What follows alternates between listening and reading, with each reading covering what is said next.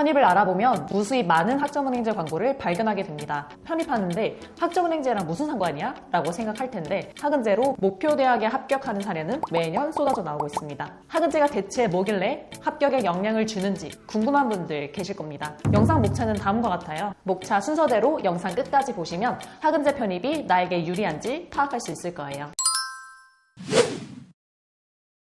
4년제 대학은 4년 모두 다녀야 졸업장이 나오잖아요. 학점은행제는 수업 외에 학점을 추가로 받을 수 있어서 2년 안에도 졸업장을 받을 수 있습니다.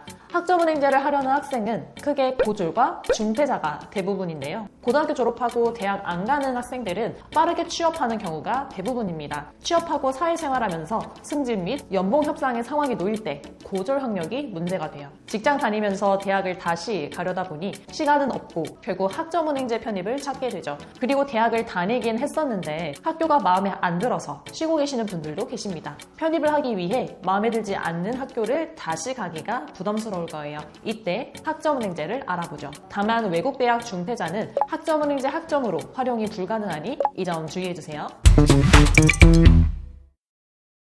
대학을 다니면서 편입하려면 최소 2년을 다녀야 합니다. 대학에서 주 3, 4일을 풀수업 한다고 하면 출석으로 반나절은 학교에서 보내게 돼요. 거기에 시험이나 과제 기간이 있을 때는 편입 공부할 시간이 거의 없게 되죠. 반면 학점은행제는 지원 자격을 빠르게 만들 수 있고 편입 공부 시간을 확보할 수 있어요. 온라인으로 대면 강의도 아니고 녹화 강의이기 때문에 시간을 자유롭게 쓸 수 있죠. 수업을 컴퓨터로 틀어놓기만 하면 끝입니다. 시험도 온라인이기 때문에 오픈북으로 진행돼요. 대학 시험처럼 따로 공부할 필요 없이 교환 파일, 챗 GPT로 검색해서 풀기도 합니다. 요령만 알면 수월하게 풀 수 있어요. 수업 외에 추가로 학점 인정이 되는데요. 대표적으로 자격증, 독학사가 있어요. 합격하면 학점을 추가로 받을 수 있다 보니 4년제 과정을 2년으로 줄이는 게 가능하죠. 그리고 대학을 다녔던 학생들은 전적대학점을 활용할 수 있어요. 예를 들어 전문학사 80학점이 목표라고 해봐요. 자퇴한 학교에서 40학점을 들고 있으면 나머지 40학점만 해도 되는 겁니다.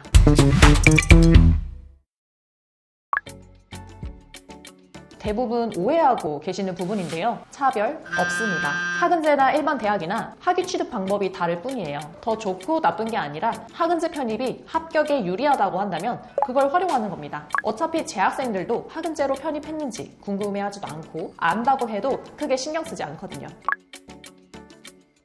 상관없어요. 대부분의 대학이 학교, 전공 상관없이 편입생을 뽑거든요. 학은제 전공 안에서 학위 취득하고 편입 지원하시면 됩니다. 대학 편입은 실패해도 손해보지 않아요. 학교를 계속 다니면 되거든요. 근데 학은제 편입은 실패하면 남는 게 학위뿐이에요. 그래서 애초에 편입 지원할 때 합격 가능성이 높은 대학 한 군데 정도는 함께 지원하는 편입니다. 대학은 스스로 공부할 수 있는 환경이 주어지는데 학은제는 직접 해야 하는 것들이 많아요. 실제로 수업은 대부분 이수하는데 자격증, 독학사 등을 미루면서 문제가 생기기도 하거든요. 모든 문제는 내가 책임져야 해서 주도적으로 진행하는 자세가 필요합니다. 학은제 편입에 대한 궁금증이 좀 풀리셨나요?